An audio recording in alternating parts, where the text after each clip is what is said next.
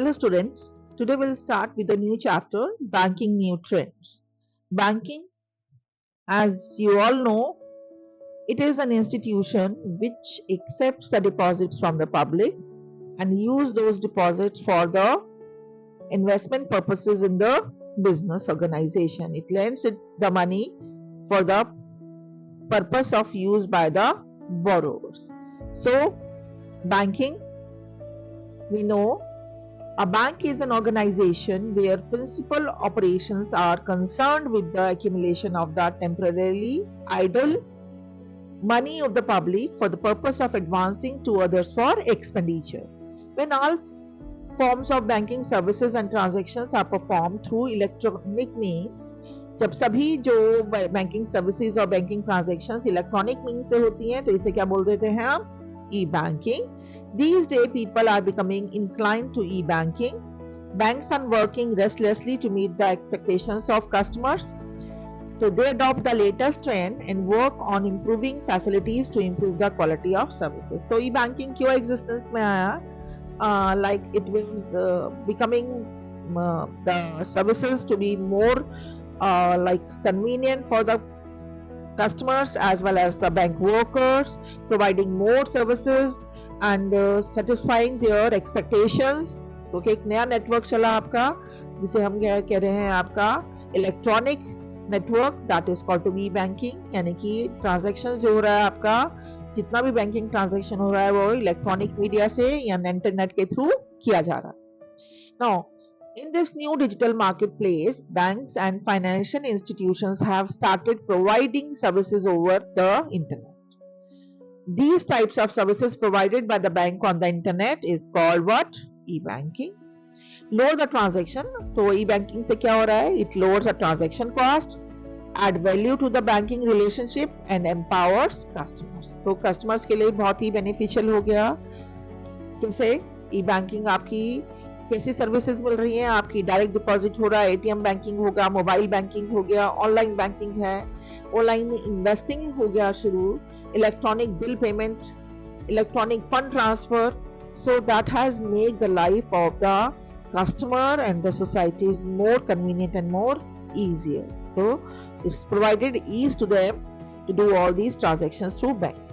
लंबी लाइनें नहीं खड़े होने पड़ रहा उन्हें, राइट. कभी भी किसी सामान भी किसी की जरूरत है तो उसको आप सेटिस्फाई कर सकते हैं, ई ट्रांसफर कर सकते हैं any time from anywhere. So type of electronic banking क्या है? Electronic fund transfer system, ATM. ठीक है, इलेक्ट्रॉनिक फंड ट्रांसफर सिस्टम यानी कि आप अपने मोबाइल से ट्रांसफर कर रहे हैं, अपने नेट से ट्रांसफर कर रहे हैं, अकाउंट से ट्रांसफर कर रहे हैं electronically.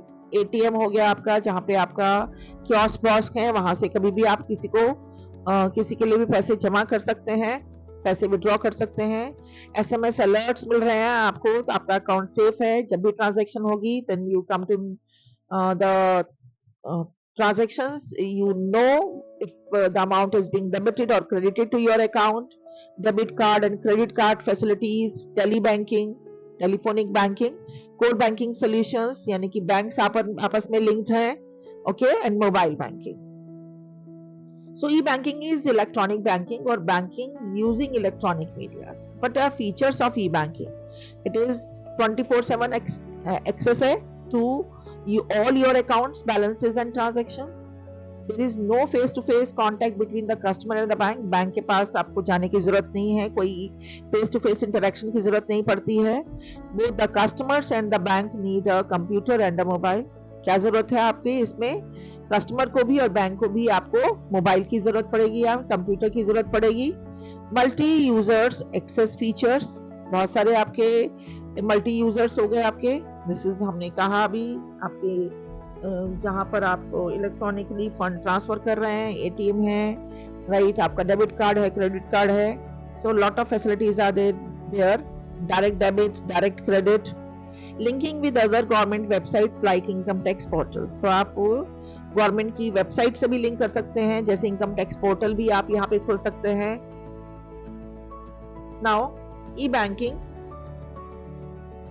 So advantages of E banking क्या है? पहले कस्टमर्स को देखते हैं हम क्या एडवांटेज है. Time. E banking provides 24/7 services to its customer. Then convenience. Visiting the bank branches is not required. Customer can perform the transactions from home or offices or even while traveling. ठीक है, customer centric, greater customer satisfaction, क्योंकि जो main focus है customer को satisfaction देने का है. Multiple uses, helps the customer to help utility bill, sorry, to pay utility bills. Customers are not required to stand in long queues to pay their bills. Electricity bill, water bill, telephone bill, सारे bill आप जो है अपने multiple जो है आपके ई banking के through कर सकते हैं घर बैठे या कहीं पर से भी. Security, customers gets a sense of security as they do not need to carry cash. तो आपको जो फाइनेंशियल सिक्योरिटी भी है, nobody can snatch the cash from you because you don't carry cash with you. From any time, anywhere, you can make the payment, right, without carrying cash. Now, what are the benefits of this e-banking to banks? Banking network. E-banking provides a well-knitted network between all branches. सारी branches आपस में interconnected हो जाती हैं आपकी. Reduce burden with the maintenance of a central database. Load on the branches has been reduced. तो central database रखा जा रहा है main branch जो आपका head office में, तो आपकी branches पे उससे load कम हो जाता है. ठीक है.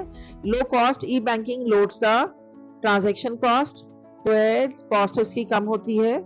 Other benefits, competitive advantage to the banks. ठीक है. देन डिसएडवांटेज क्या है? Technology failure. अगर टेक्नोलॉजी फेलियर यानी कि अगर आपका नेट नहीं चल रहा है तो आपका काम नहीं हो सकता.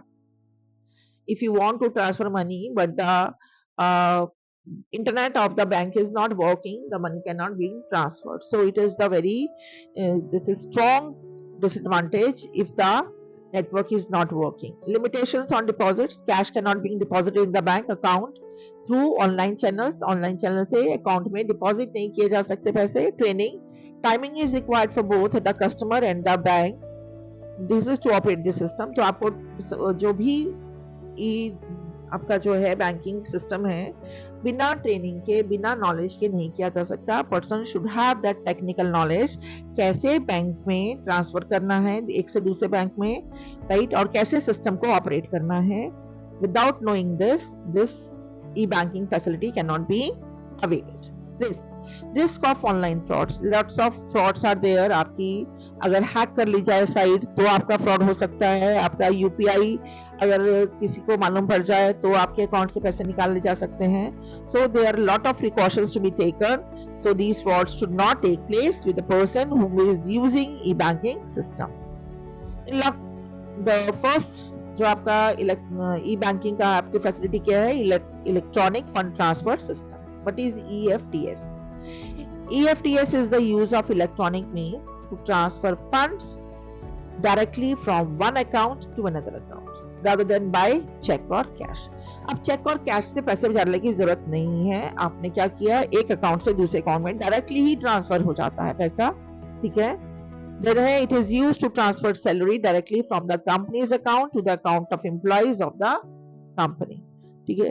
क्या होता है, सैलरी आपकी डायरेक्टली ट्रांसफर होती है कंपनी के अकाउंट से सीधा ही एम्प्लॉय के अकाउंट में. तो कंपनी को बहुत सारा कैश लेने की जरूरत नहीं है. वो अपने ही बैंक से ऑर्डर करते हैं और एम्प्लॉयज का नाम उनको स्पेसिफाई कर देते हैं. तो एम्प्लॉयज के अकाउंट में पैसा अपने आप ही, उनकी सैलरी अपने आप ही ट्रांसफर हो जाती है. The service saves both employer and employee from the inconvenience and risk of handling large amount of cash. The main features और examples of EFT are कौन से हैं? डायरेक्ट डेबिट और डायरेक्ट क्रेडिट. डायरेक्ट डेबिट क्या है? जैसे loan है, loan instalment है, आपकी स्कूल फीस है, इंश्योरेंस प्रीमियम है, टेलीफोन बिल है, वाटर बिल है, इलेक्ट्रिसिटी बिल है, क्रेडिट कार्ड के ड्यूज हैं, क्लब मेंबरशिप की फीस है, राइट, आपकी और कोई भी अमाउंट जो आपका रेगुलर मंथली बेसिस पे डिडक्ट होता है वो डायरेक्टली जो डेबिट हो जाता है bank account of the account holder. की डेबिट मतलब माइनस होना. तो आपके जब आपने इंस्ट्रक्शन दे रखे हैं बैंक को कि आपके अकाउंट से सीधा ही माइनस करके जो अकाउंट है जिसको पे करना है उसके अकाउंट में डाल दिया जाए, तो डायरेक्टली आप जो होल्डर के अकाउंट से डेबिट हो जाता है, उसके अकाउंट से डिडक्ट हो जाता है. सेम डायरेक्ट क्रेडिट, एम्प्लॉय के अकाउंट में सैलरी अपने आप आ जाती है, उसकी पेंशन मिल जाती है, डिविडेंड उसने अगर शेयर्स खरीदे उस पे है तो उसको मिल जाता है, इंटरेस्ट ऑन डिबेंचर्स उसके अकाउंट में पहुंच जाता है, कोई कमीशन है, कोई रॉयल्टी है, डायरेक्टली उसके अकाउंट में पहुंच जाती है, यानी कि ऐड हो जाती है, दैट मीन्स डायरेक्टली क्रेडिट हो जाती है to the bank account of the person. ठीक है, डायरेक्ट डेबिट यानी कि अकाउंट से माइनस होना, और डायरेक्ट क्रेडिट मीन्स अकाउंट में डायरेक्टली प्लस होना। Advantages of electronic fund transfer क्या है? Payment are made on due dates, due date पे अपने आप ही पेमेंट चली जाती है, कोई हैसल नहीं है, आपको कोई टेंशन नहीं है, नहीं जा पा रहे हैं तो। There is no loss in transit, रास्ते में कोई खतरा नहीं है किसी नुकसान का। No expenses are to be made on correspondence, आने जाने का कोई खर्चा नहीं है। There is no mishandling of cash and transactions are effortless, कोई एफर्ट नहीं देना पड़ रहा, आने जाने का कोई समय नहीं लग रहा आपका। Okay, so this is the end of the chapter part 1 of chapter banking new trends. So I am ending up the part here only, and the rest part we will deal in the this is part 2. Thank you students. I believe this chapter is being a help for you to study it, revise it, and soon we will see